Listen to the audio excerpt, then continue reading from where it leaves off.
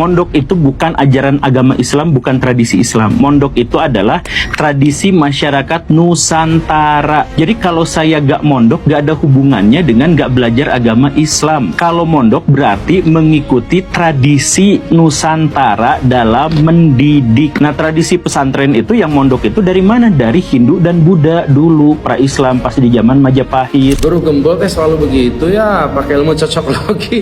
Oke, gini, saya jawab dari 3 sisi ya. Yang pertama, bahwa pondok pesantren itu tidak ada di zaman Nabi, itu hanya merupakan tradisi-tradisi yang ada di Hindu ataupun di Buddha. Terus apa kabar dengan Ahlus Sufa? Nih, saya bacakan datanya ya. Dari Al-Imam Al-Qurtubi radhiyallahu taala anhu, beliau menjelaskan bahwa Ahlus Sufa tinggal di emperan Masjid Nabawi cukup lama, mulai zaman Rasulullah sampai zaman Abu Bakar. Al-Imam Al-Qurtubi bahkan menyebutkan ada 400 sahabat yang tidur di masjidnya Nabi, mondok di masjidnya Rasulullah, kiainya Rasulullah Shallallahu Alaihi Wasallam, dan mereka di situ belajar. Di antara mereka dari sahabat-sahabat pembesar ada Imam Abi Hurairah, ada Sofwan bin Baydah, ada Khuraim bin Fatih al-As'adi, dan banyak lagi para sahabat lainnya. Dan mereka bukan cuma ngemper tidur di masjid. Jangan bayangkan Ahlus Sufa itu seperti orang miskin yang tinggal di penampungan. Mereka belajar dengan Rasulullah Shallallahu Alaihi Wasallam. Dan hebatnya, perhatikan, ini bukti kalau itu bentuknya seperti pondok pesantren. Di masa Abu Bakar radhiyallahu taala anhu, kemudian setelah wafatnya Abu Bakar, diwariskan kepada Umar ibnul Khattab. Ahlus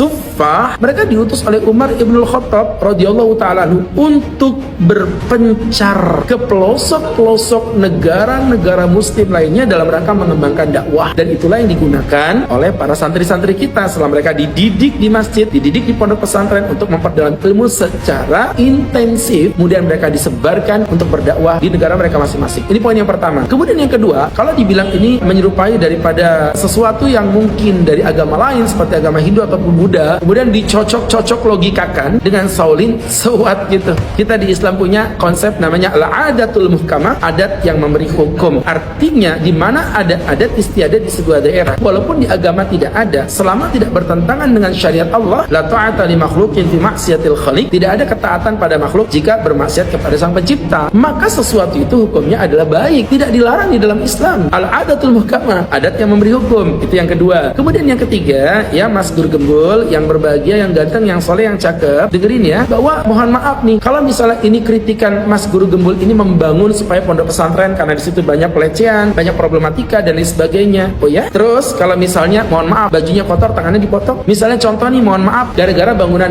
ini pintunya ada yang rusak, kemudian bangunan dirobohkan. Bukan begitu Mas Guru. Yang lebih tepat, gimana salahnya kita benerin, karena ternyata yang bener jauh lebih banyak dibandingkan yang salah, tapi Anda mencoba menutup-nutupi itu. Barakallahu fikum. Huda el huda, cerdas.